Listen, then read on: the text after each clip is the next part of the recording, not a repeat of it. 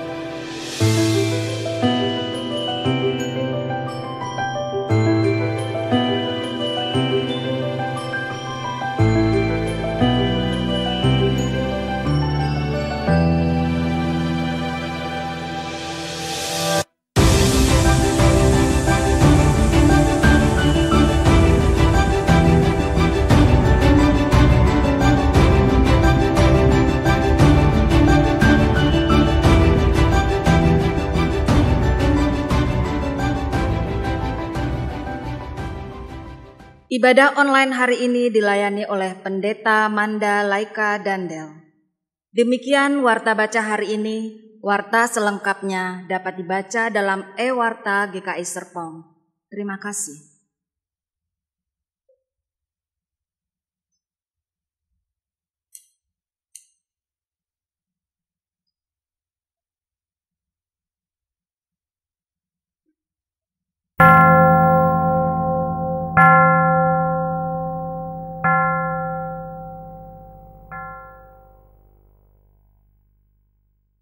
Umat Tuhan yang terkasih, marilah kita awali ibadah ini dengan berlitani. Ya Allah, Engkaulah Allahku, aku mencari Engkau. Jiwaku haus kepadamu, tubuhku rindu kepadamu, seperti tanah yang kering dan tandus, tiada berair. Demikianlah aku memandang kepadamu di tempat kudus, sambil melihat kekuatan-Mu dan kemuliaan-Mu. Sebab kasih setiamu lebih baik daripada hidup, bibirku akan memegahkan Engkau. Demikianlah aku mau memuji Engkau seumur hidupku dan menaikkan tanganku demi nama-Mu.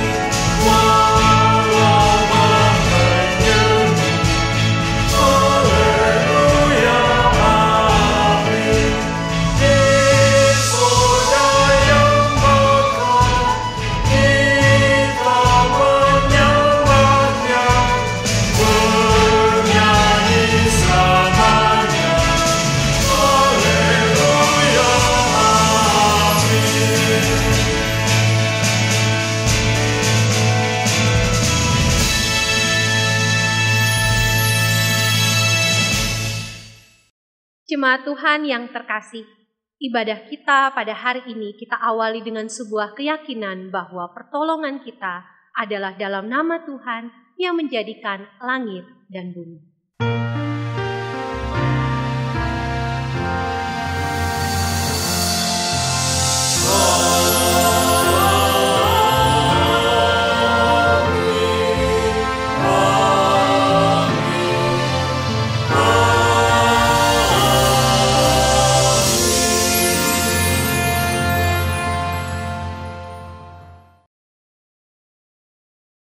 Kasih karunia dan damai sejahtera dari Allah Bapa kita dan dari Tuhan Yesus Kristus menyertai Bapak, Ibu, dan saudara sekalian. Dan menyertai saudara juga.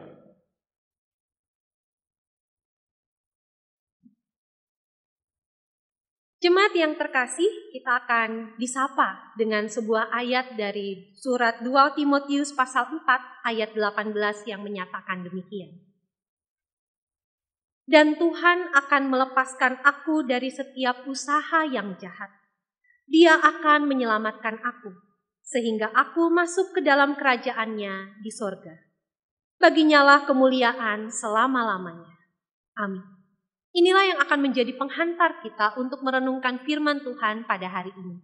Kita akan angkat pujian dari NKB 165, Maukah Kau Jaya atas seterusnya.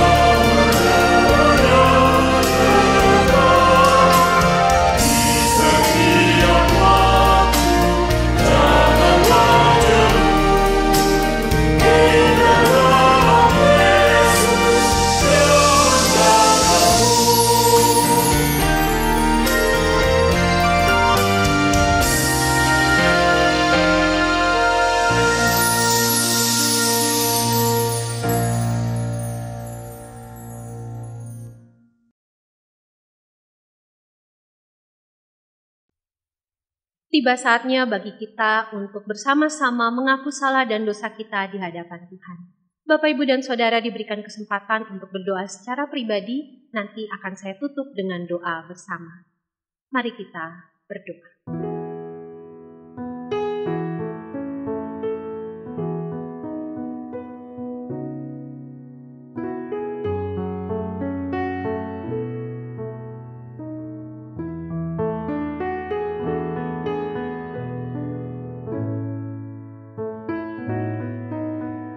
Ya Tuhan Allah kami datang kepadamu, mengakui salah dan dosa kami.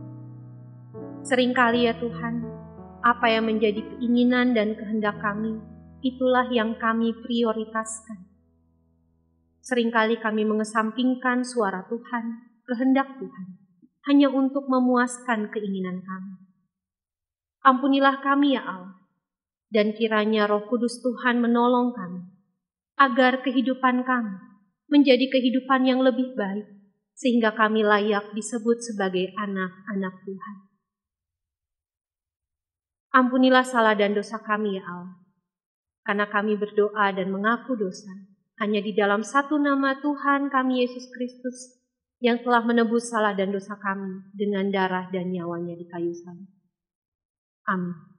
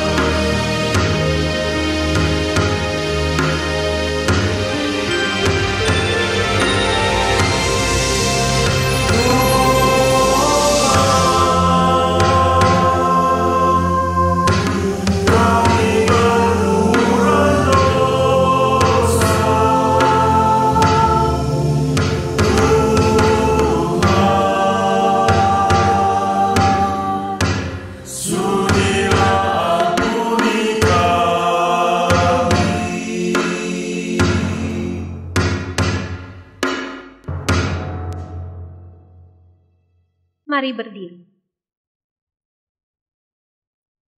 Bagi setiap kita yang telah mengaku salah dan dosanya di hadapan Tuhan, tersedia berita anugerah berdasarkan Mazmur pasal 116 ayat 5-6 yang menyatakan demikian. Tuhan adalah pengasih dan adil. Allah kita penyayang. Tuhan memelihara orang-orang sederhana. Aku sudah lemah, tetapi diselamatkannya aku. Demikianlah berita anugerah dari Tuhan bagi kita sekalian. Syukur kepada Allah. Jemaat yang terkasih, Tuhan telah berkenan untuk mengampuni dan mempersatukan kita. Mari kita hidup dalam damai dan pengampunan satu dengan yang lain. Damai Tuhan besertamu. Dan besertamu juga.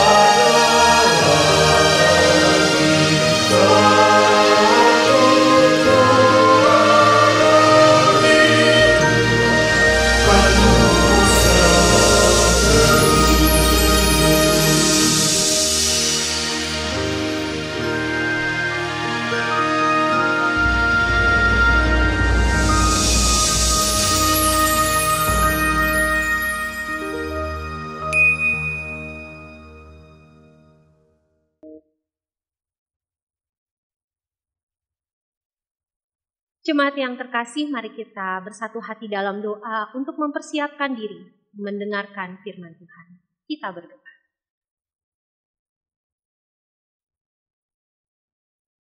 Firman-Mu ya Tuhan yang menjadi kerinduan kami pada saat ini. Karena kami tahu, tanpa bimbingan dan arahan dari firman-Mu, kami tidak bisa melakukan apa-apa. Untuk itulah kami saat ini mempersiapkan diri untuk benar-benar menyimak apa yang ingin Tuhan sampaikan bagi kami semua melalui pembacaan dan perenungan Alkitab.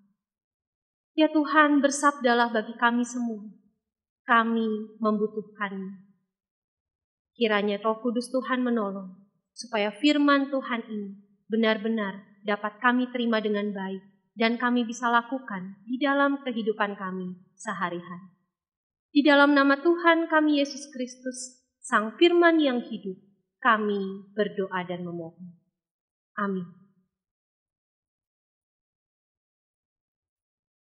Bacaan Alkitab pada minggu hari ini berdasarkan Injil Matius pasal 13, ayat 31 sampai 33, dan dilanjutkan ayat 44 sampai 52.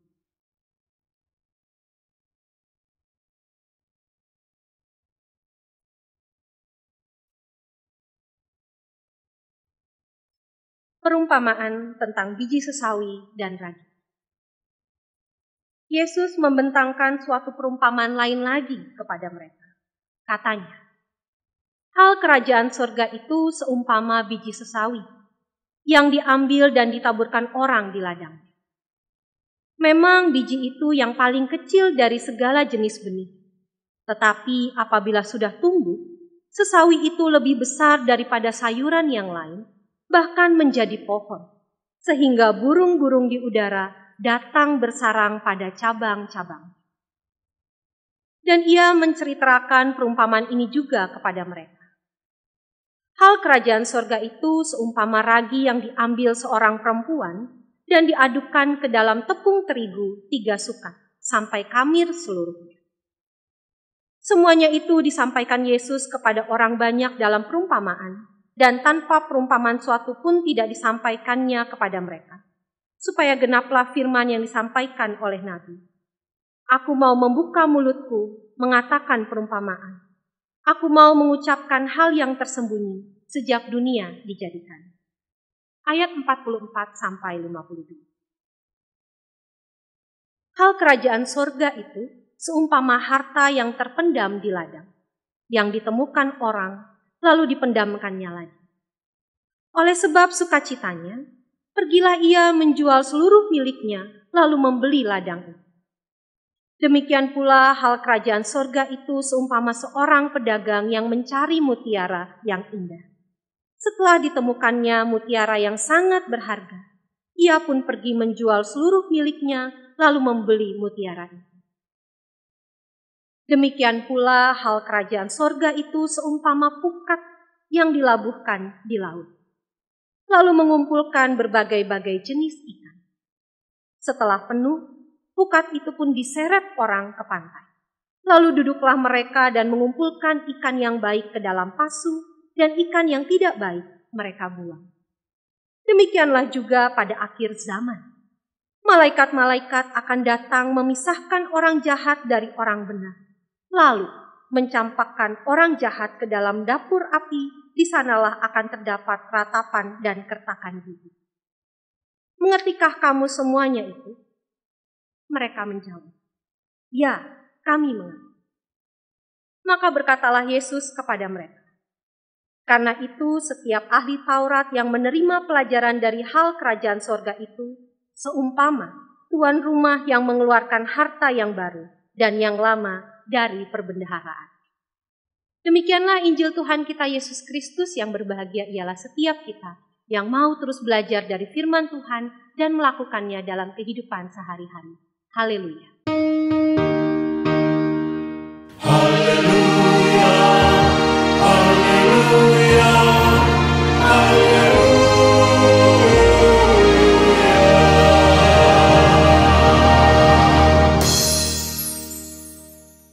Jemaat Tuhan yang terkasih, tema kita pada minggu hari ini adalah tentang hidup sebagai warga kerajaan sorga. Namun sebelum membahas lebih jauh, Bapak Ibu yang terkasih di dalam Tuhan, kira-kira kita ini benar-benar jadi warga negara Indonesia enggak sih? Apa buktinya kalau kita adalah warga negara Indonesia? Tentu ada dua hal, Bapak Ibu. Kita punya KTP, kartu tanda penduduk. Bahkan ada juga kartu pengenal anak, kalau tidak salah, anak-anak sudah mulai diberikan kartu identitas, supaya mereka juga diakui sebagai warga negara Indonesia. Dan kalau di luar negeri, kita punya paspor. Mungkin sekarang ini Bapak Ibu paspornya nganggur, soalnya nggak bisa liburan kemana-mana. Ya nggak apa-apa. Tetapi itu tetap menjadi identitas kita, andai kata kita ke luar negeri. Nah Bapak Ibu yang terkasih, masalahnya adalah identitas kita sebagai warga negara tidak hanya ada di paspor ataupun KTP. Tetapi ada bentuk-bentuk lain yang menunjukkan bahwa kita adalah warga negara Indonesia. Contoh, kita punya kewajiban di negara kita. Membayar pajak, ikut pemilu, lalu kemudian ikut menyuarakan apa yang menjadi aspirasi dan juga menyimak apa yang menjadi kebijakan pemimpin negara. Itu semua adalah wujud tanggung jawab kita, kewajiban kita sebagai warga negara. Nah Bapak Ibu yang terkasih di dalam Tuhan, apakah ketika kita merenungkan tema pada hari ini, hidup sebagai warga kerajaan sorga, apakah kita juga sudah tahu apa yang menjadi identitas dan tanggung jawab kita sebagai warga kerajaan sorga? Seringkali kita sebagai orang Kristen, Bapak Ibu yang terkasih di dalam Tuhan, mengklaim bahwa kita adalah warga kerajaan sorga. Tetapi kemudian bingung apa yang harus dilakukan sebagai seorang warga kerajaan sorga. Nah hari ini Bapak Ibu kita akan melanjutkan pembacaan Alkitab kita. Sudah 3 minggu ini kita membahas dari Injil Matius pasal 13. Dan kali ini Bapak Ibu yang terkasih di dalam Tuhan, ada penekanan-penekanan tersendiri yang mau kita belajari bersama. Yang pertama Bapak Ibu, ini masih tentang perumpamaan Tuhan Yesus. Tuhan Yesus selalu memberikan perumpamaan, supaya para pendengarnya waktu itu bisa membayangkan apa yang menjadi pengajaran Tuhan Yesus, terutama tentang kerajaan sorga. Artinya apa Bapak Ibu? Artinya adalah bahwa kerajaan sorga itu bukanlah sesuatu yang tidak bisa dibayangkan. Kerajaan sorga itu bukan sesuatu yang aneh. Kerajaan sorga itu bukan sesuatu yang jauh di sana. Tetapi kerajaan sorga itu begitu dekat dengan kita. Maka dari itu Tuhan Yesus memakai perumpamaan yang juga akrab dengan kehidupan para pendengarnya pada waktu itu. Artinya Bapak Ibu, kerajaan sorga itu adalah sebuah situasi. Bukan suatu tempat, bukan suatu bayangan yang nanti akan ada. Tetapi adalah sebuah situasi di mana Allah sendiri memerintah di dalam kehidupan setiap orang percaya. Dan itu tidak tunggu nanti. Sekarang pun bisa kita rasakan. Hanya saja seringkali kita salah paham tentang ini. Sehingga jadi bingung, kita ini warga kerajaan surga apa bukan ya? Maka dari itu Tuhan Yesus menjelaskan dengan perumpamaan. Menunjukkan bahwa kerajaan surga itu memang dekat dengan keseharian kita. Walaupun sudah dibahas 3 minggu sebelumnya, 2 minggu sebelumnya, ada penekanan khusus dari Matius pasal 13 yang kita baca tadi. Kita mau melihat ada berbagai aspek yang mau menjelaskan tentang kerajaan sorga dalam keseharian kita. Yang pertama, Bapak Ibu yang terkasih di dalam Tuhan. Kerajaan sorga itu berbicara tentang kehidupan umat yang berdampak baik. Maka dari itu, kenapa perumpamaan tentang biji sesawi dan ragi yang dipakai? Biji sesawi ini benih yang kecil, paling kecil dari semuanya. Tetapi ketika tumbuh dia bisa menjadi pohon yang besar. Dan sesuatu yang kecil seperti ragi, itu bisa membuat suatu adonan jadi mengembang dengan baik. Ini ibu-ibu yang di rumah yang biasa bikin roti homemade, pasti tahu. Sesuatu yang kecil bisa berdampak dengan luar biasa. Dan inilah yang dimaksud dengan bagaimana ketika kerajaan sorga itu ada dalam kehidupan kita. Perilaku kecil, hal kecil, tindakan kecil itu bisa berdampak dengan luar biasa. Itulah kerajaan sorga yang mau dinyatakan oleh Tuhan Yesus. Bukan sesuatu yang terjadi nanti, tetapi sekarang pun bisa kita lakukan. Ini yang kemudian menjadi PR kita. Bisakah kehidupan kita sekecil apa, sesederhana apapun, bisakah itu berdampak baik buat semua? Bisakah itu membawa dampak yang luar biasa untuk lingkungan sekitar? Atau jangan-jangan karena kita masih bingung dengan warga kerajaan sorga, kita tidak tahu harus berbuat apa. Kita tidak mengerti apa yang harus kita lakukan. Padahal sangat-sangat sederhana. Sesuatu yang kecil bisa berdampak dengan luar biasa. Bahkan bisa menjadi sarana untuk memuliakan Tuhan. Dan kalau kita memiliki hidup yang berdampak baik untuk sekitar kita, itu berarti kita sudah menjalani tugas kita sebagai warga kerajaan surga. Itu tentang perumpamaan biji sesawi dan ragi. Lalu perumpamaan yang lain juga menggambarkan bahwa kerajaan surga itu adalah sesuatu yang begitu dekat dengan kita. Perumpamaan berikutnya adalah tentang penghormatan dan penghargaan yang penuh kepada Tuhan. Ibarat perumpamaan harta terpendam dan juga mutiara yang indah itu. Sesuatu yang berharga, sesuatu yang bernilai, sesuatu yang sangat dicari-cari. Sehingga orang bisa merelakan apapun demi mendapatkan. Demikianlah hal kerajaan sorga. Situasi di mana Tuhan yang berdaulat secara penuh dalam hidup kita adalah sesuatu yang sangat berharga. Sehingga kita akan rela melakukan apapun supaya Tuhan tetap berkuasa dalam kehidupan kita. Dan ini yang kemudian seharusnya kita lakukan.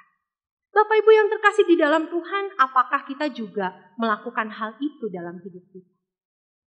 Mungkin ada beberapa orang dari antara Bapak Ibu dan Saudara yang rela untuk tidak pergi kemana-mana, tidak keluar rumah, tidak melakukan kegiatan dalam kerumunan, hanya untuk menjaga kesehatan orang-orang di rumah. Bapak Ibu rela menahan diri untuk tidak kumpul, tidak reuni, tidak melakukan aktivitas yang berlebihan di luar sana karena tahu prioritas Bapak Ibu adalah untuk menjaga kesehatan orang-orang di rumah. Artinya Bapak Ibu rela melakukan apa saja asal orang-orang di rumah itu dalam kondisi sehat dan baik. Dan dengan perilaku ini Bapak Ibu tahu apa yang menjadi prioritas. Kalau ada yang bisa ditunda, ditunda. Kalau ada yang bisa digeser, waktunya digeser. Sehingga Bapak Ibu tahu apa yang baik dan apa yang harus diutamakan dalam hidup. Kalau Bapak Ibu saja tahu bagaimana menyusun prioritas dalam hidup kita, bukankah kita juga harus mengutamakan Tuhan dalam segala sesuatu? Karena kehidupan bersama dengan Tuhan, bagaimana Tuhan itu memerintah secara penuh dalam hidup kita, itulah sesuatu yang berharga yang harus dipertahankan. Apapun godaannya, apapun tantangannya, apapun cobaannya, kita akan menjaga supaya kehidupan kita itu tetap menjadi kehidupan yang terus dipimpin oleh Allah, bukan yang lain. Sehingga Bapak Ibu akan merelakan apapun yang tidak bersesuaian dengan kerajaan surga. Dan inilah yang seharusnya kita lakukan sebagai warga kerajaan surga. Memprioritaskan Allah. Menempatkan Allah dalam posisi tertinggi dalam hidup kita sehingga yang lain-lain itu belakangan. Inilah yang dimaksud dengan perumpamaan tentang harta terpendam dan mutiara yang indah. Kita harus memprioritaskan Tuhan. Tuhan nomor 1. Sehingga yang harus kita lakukan saat ini Bapak Ibu yang terkasih, bukan sesuatu yang mengawang-awang, bukan sesuatu yang sulit, bukan perkara yang tidak mungkin. Sangat-sangat mungkin kita lakukan. Karena walaupun hidup di tengah dunia ini, kita bisa melakukan apa yang seharusnya dilakukan sebagai warga kerajaan surga. Perumpamaan terakhir Bapak Ibu yang terkasih, berbicara tentang pukat, satu jaring yang besar yang biasa dilemparkan nelayan ke laut. Tugasnya adalah menjaring. Tugasnya adalah untuk menangkap ikan.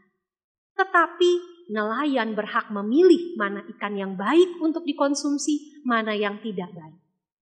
Yang baik diseret ke pantai, dibawa pulang untuk dibawa ke pasar, dan yang tidak baik dibunuh.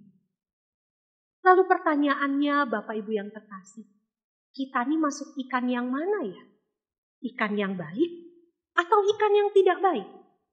Ikan yang memang menjaga kehidupan atau ikan yang kurang menghargai kehidupan? Bapak Ibu pilih yang mana? Pasti pilih yang baik. Pasti Bapak Ibu kita semua ingin menjadi yang baik. Tetapi yang baik itu harus diusahakan sejak sekarang. Saat, bukan nanti. Kerajaan sorga itu tidak menunggu kita. Tetapi kitalah yang harus terus berusaha untuk mencari, menggapai, dan memenuhi kriteria untuk bisa menjadi warga kerajaan sorga. Seringkali kita lupa bagian ini. Seringkali kita lalai dengan menyangka bahwa keselamatan kita sudah dalam Kristus Yesus, sehingga itu kita menyia-nyiakan segala kesempatan dan perbuatan baik yang bisa kita lakukan. Ini keliru.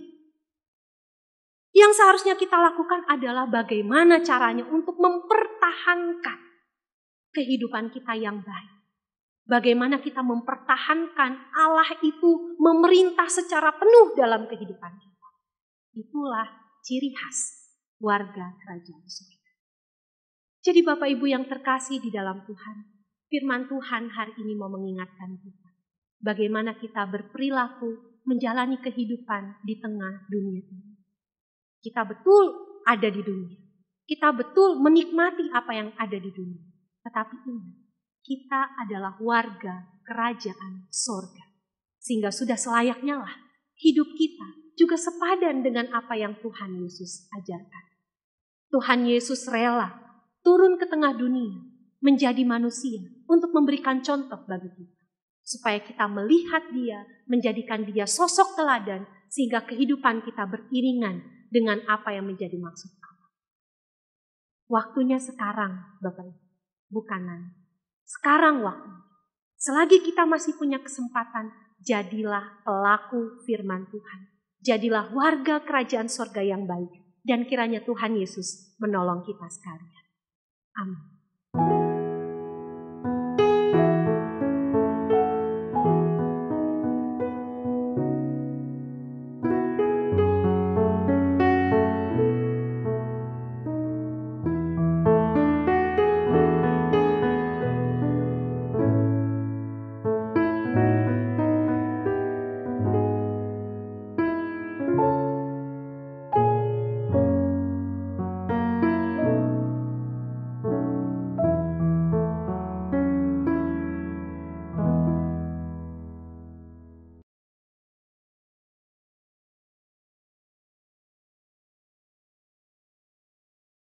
Jemaat kami undang untuk berdiri.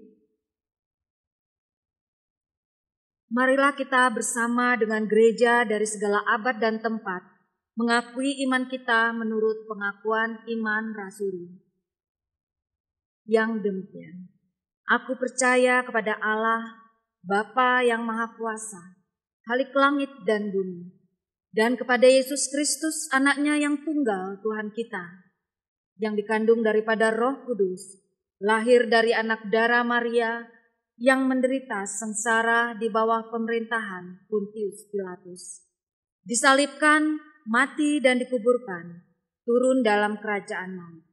Pada hari yang ketiga, bangkit pula dari antara orang mati, naik ke surga, duduk di sebelah kanan Allah, Bapa yang Maha Kuasa.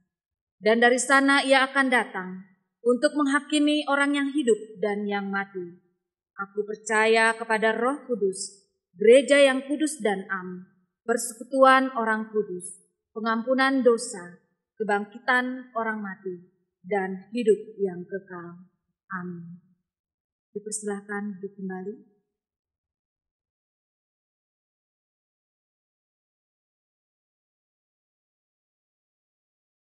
Bapak, Ibu, dan Saudara, marilah kita menaikkan pokok-pokok doa syafaat kita. Kita berdoa. Ya Tuhan Allah kami, saat ini kami berdoa untuk bangsa dan negara kami. Di tengah pandemi ini Tuhan, kami terus mengharapkan kiranya Tuhan memberikan kekuatan, memberikan kebijaksanaan kepada para pemimpin kami. Kiranya mereka juga boleh menetapkan apa yang baik untuk kebaikan banyak orang. Kami percaya mereka pun juga dipakai Tuhan untuk membawa damai sejahtera bagi kami semua. Kiranya Tuhan setiap keputusan dan kebijakan yang diambil, itu semua boleh berdampak baik bagi kami. Dan kami juga berdoa untuk setiap kami sebagai warga negara Indonesia. Tuhan, kiranya Engkau juga memakai kami menjadi orang-orang yang mau menaati apa yang menjadi kebijakan pemerintah. Kiranya kami semua boleh menjaga diri kami masing-masing, menjaga lingkungan kami, menjaga lingkungan kerja kami. Dimanapun kami berada ya Tuhan, pakailah kami untuk menjadi sarana pendamaian dari Tuhan. Kiranya kami semua boleh melakukan apa yang baik di tengah pandemi ini. Berkatilah para pemimpin kami supaya mereka pun melakukan hal yang baik juga. Kami juga berdoa untuk setiap kami yang sudah mulai beraktivitas di luar rumah. Tuhan jaga dan sertai kami, sehingga kami juga boleh tetap ada di dalam perlindungan Tuhan. Kami boleh menaati protokol kesehatan yang ada. Kiranya kami juga boleh melindungi orang-orang lain agar terhindar dari virus corona. Tuhan, kiranya Engkau juga menjaga setiap kami yang beraktivitas di rumah. Tuhan juga mampukan kami untuk bisa mengelola waktu dengan baik, sehingga kami boleh tetap produktif, tetap menjadi orang yang mau berpikir positif, walaupun ada di rumah saja. Kami berdoa untuk anak-anak kami yang mempersiapkan diri untuk masuk lagi ke dalam sekolah pembelajaran online.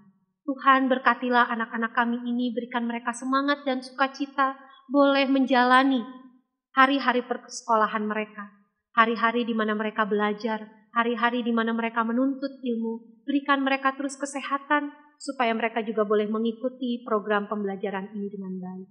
Berkati kami semua ya Tuhan, warga gereja, supaya kami pun boleh terus tekun beribadah walaupun secara online di rumah kami masing-masing. Biarlah kami juga ya Tuhan boleh tetap menjaga hati dan pikiran kami untuk tetap memelihara supaya Tuhan sendirilah yang berkuasa di dalam hati kami, yang menguasai seluruh kehidupan kami. Sehingga benar Tuhan, kehidupan kami berjalan beriringan dengan maksud dan kehendak Tuhan. Biarlah kami juga boleh terus menyerahkan seluruh pergumulan kami, apa yang menjadi kerinduan dan permohonan kami ke dalam tangan kasih-Mu, karena Engkaulah pemilik dan pemelihara kehidupan kami. Kami mau menyerahkan semuanya ya Tuhan, di dalam tangan pengasihan-Mu. Tuhan yang senantiasa menolong kami, menjaga dan memelihara kami. Tuhan juga yang akan terus memberkati kami dengan apa yang baik dari Tuhan. Terima kasih Tuhan, kami naikkan doa syafaat ini di dalam satu nama Tuhan kami Yesus Kristus yang telah mengajarkan kami berdoa bersama-sama.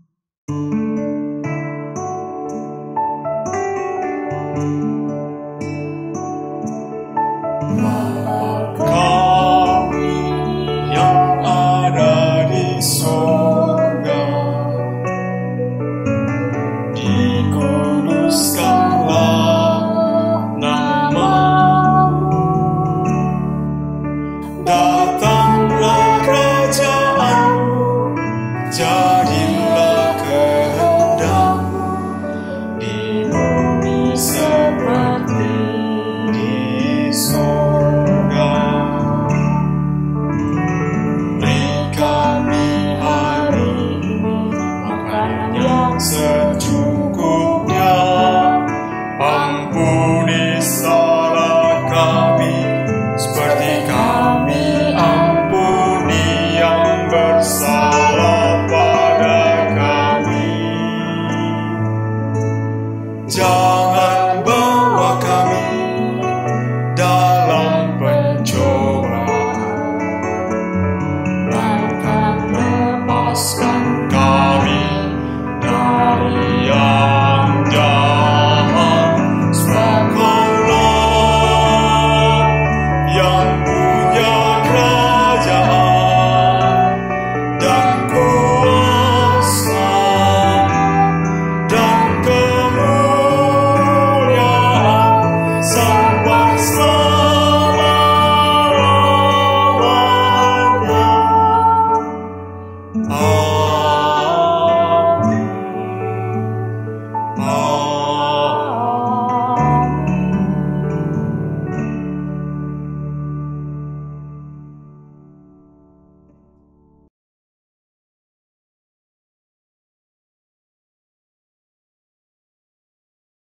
Bapak Ibu, mari kita mempersiapkan diri kita untuk persembahan.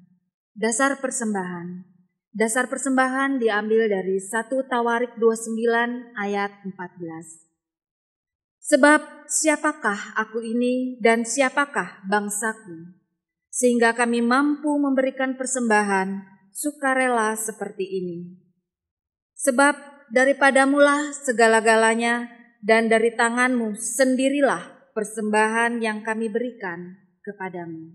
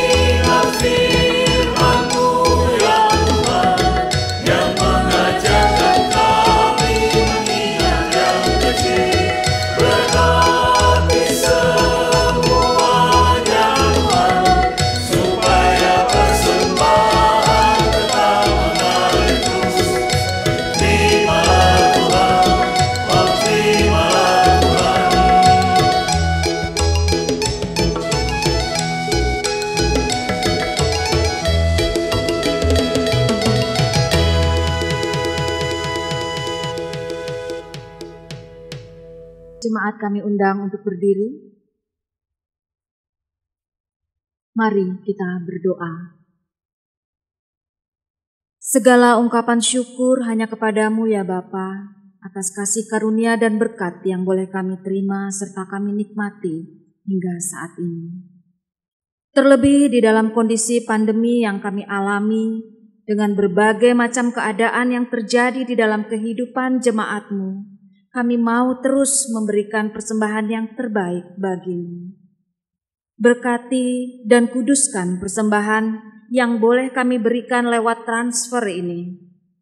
Biarlah persembahan yang kami berikan dapat dipergunakan untuk pelayanan-Mu, pelayanan jemaat-Mu, dan bermanfaat bagi banyak orang. Ajarkan kami untuk terus mengucap syukur dalam segala hal, terutama kami tahu mempersembahkan tubuh kami yang hidup kepadamu. Di dalam nama Tuhan Yesus kami berdoa. Amin.